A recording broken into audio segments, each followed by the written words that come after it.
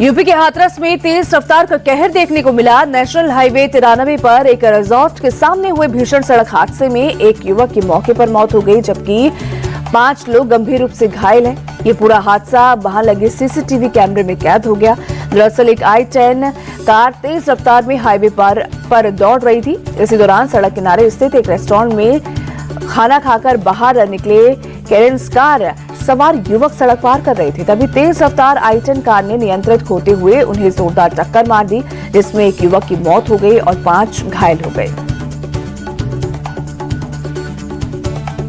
हरिद्वार में हर की पैड़ी के बाद अब गंगोत्री धाम में भी गैर हिंदू के आने पर पाबंदी लगाई जाएगी। खास बात यह है कि गैर हिंदुओं पर बैन सिर्फ गंगोत्री धाम पर ही नहीं, बल्कि देवी गंगा के शीतकालीन निवास मुखबा पर भी लागू होगा।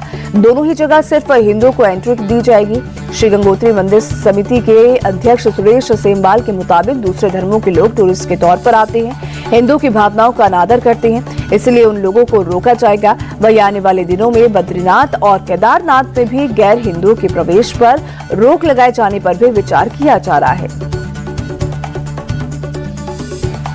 भारत में एआई से जुड़ी एक बड़ी खबर सामने आ रही है। एआई स्किल इंडेक्स में भारत टॉप पर जा पहुंचा है। इसका मतलब ये है कि भारत में आर्टिफिशियल इंटेलिजेंस स्किल अब सिर्फ टॉप कंपनियों या रिसर्च लैब तक ही सीमित नहीं रही, बल्कि बड़ी संख्या में इंजीनियर्स, डेवलपर्स और टेक प्रोफेशनल्स तक पहुंच चुकी है। यहां तक कि भारत में कामकाजी महिलाओं के बीच एआई स्किल्स दुनिया के मुकाबले 1.7% गुना ज्यादा है, जो अमेरिका और इजराइल जैसे विकसित देशों से भी ज्यादा है।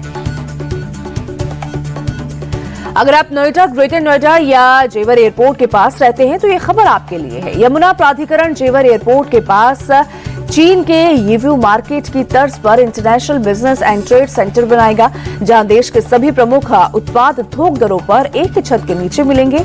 एयरपोर्ट के पास मल्टीपर्पज हॉल बनाया जाएगा, जिसमें cultural program, award show, concert कराए जा सकेंगे।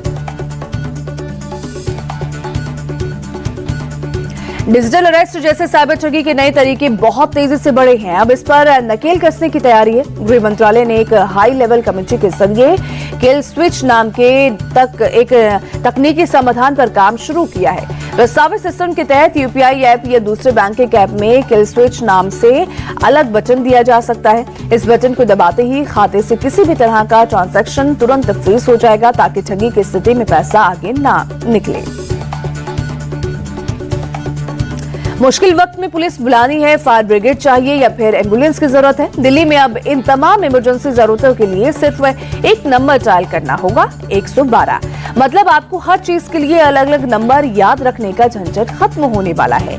दिल्ली की मुख्यमंत्री रेखा गुप्ता ने इंटीग्रेटेड हेल्पलाइन 112 की शुरुआत कर दी है। इस नंबर पर सिर्फ कॉल ही नहीं, बल्कि मोबाइल ऐप, इमरजेंसी बटन और SMS के जरिए भी सहायता मांगी जा सकेगी। अगर आपने गर्म कपड़े अंदर रखने शुरू कर दिए हैं तो रुक जाइए। दिल्ली NCR सहित उत्तर भारत में एक बार फिर से तेज हवा और बारिश के साथ ठंड की वापसी होने के आसार हैं। मौसम विभाग के मुताबिक पश्चिमी विक्षोभ की वजह से पहाड़ों पर भारी बर्फबारी होने की संभावना है। मौसम विभाग ने अगले 2 दिन तक पश्चिमी हिमालयी क्षेत्रों में हल्की से मध्यम बारिश और बर्फबारी की आशंका जताई है, जबकि हरियाणा और पंजाब में ओलावृष्टि भी हो सकती है। दिल्ली NCR में बारिश का येलो अलर्ट जारी किया गया है, जिसकी वजह से न्यूनतम तापमान 9 डिग्री सेल्सियस तक रह सकता है, जबकि अधिकतम तापमान 19 डिग्री सेल्सियस तक जा सकता है।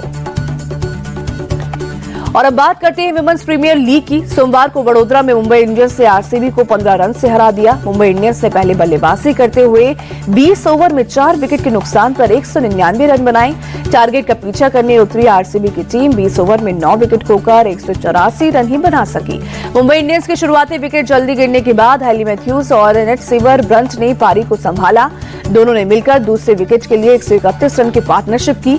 मैथ्यूज ने 39 गेंदों में 56 रन बनाए, गेंदबाजी में 3 विकेट भी लिए। वही नेट सीवर ब्रंट ने WPL इतिहास का पहला शतक जड़ते हुए महज 57 गेंदों में नाबाद 100 रन बनाए। आरसीबी की ओर से ऋचा घोष ने सबसे ज्यादा 90 रन बनाए, लेकिन आरसीबी को हार से नहीं बचा सकी।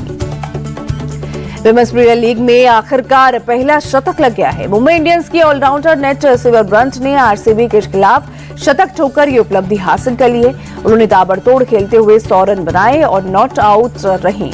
उन्हें प्लेयर ऑफ द मैच चुना गया।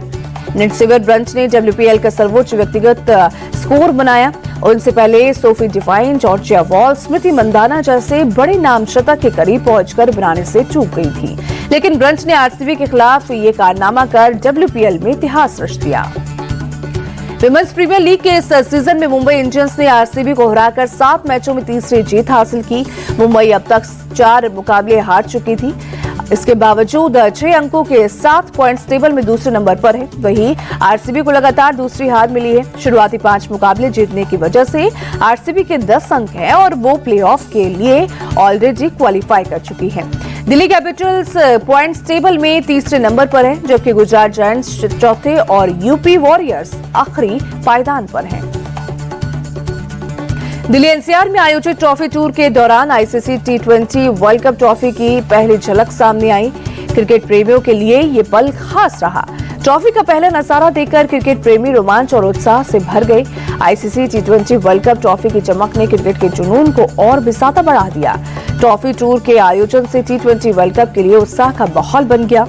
आईसीसी मेंस टी20 वर्ल्ड कप की शुरुआत 7 फरवरी से होगी।